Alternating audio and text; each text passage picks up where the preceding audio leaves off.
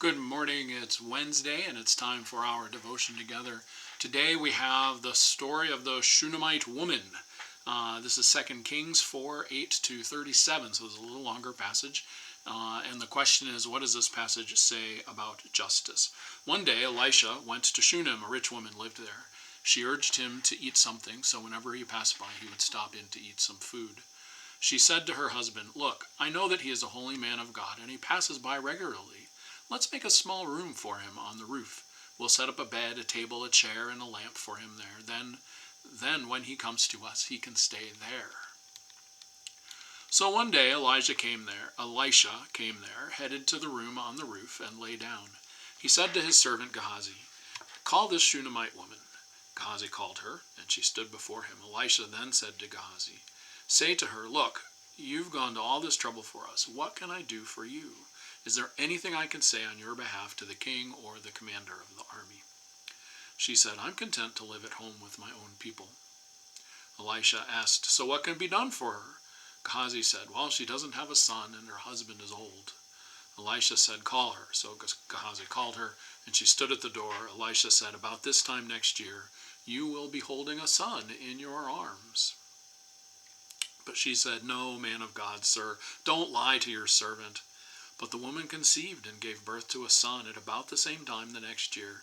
This was what Elisha had promised her. The child grew up. One day he ran to his father, who was with the harvest workers. He said to his father, "Oh, my head, my head." The father said to the young man, "Carry him to his mother." So he picked up the boy and brought him to his mother.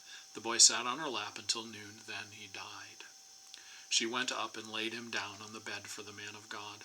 Then she went out and closed the door. She called her husband and said, "Send me one of the young men and one of the donkeys, so that I can hurry to the man of God and come back."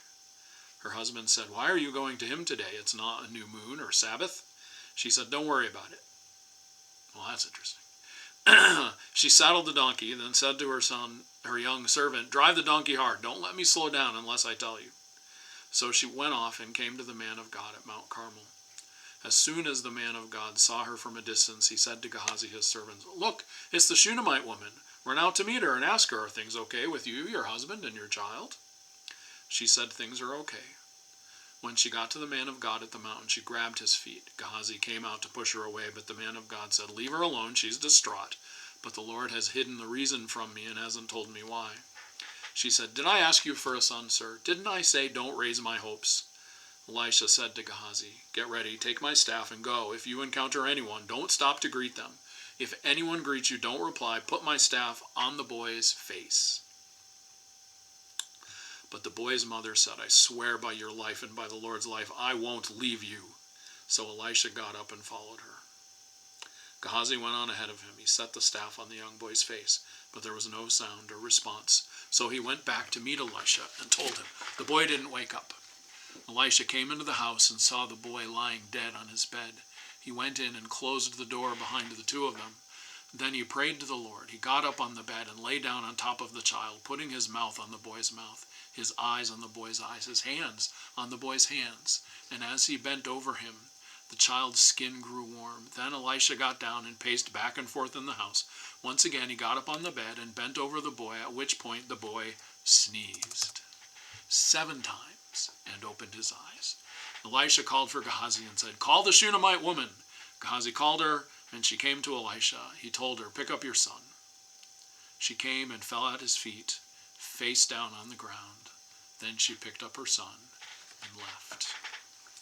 Let justice flow down, down like a river, down to the valleys where the helpless cry. Let righteousness flow through us forever. Lead us to the stream that will never run dry.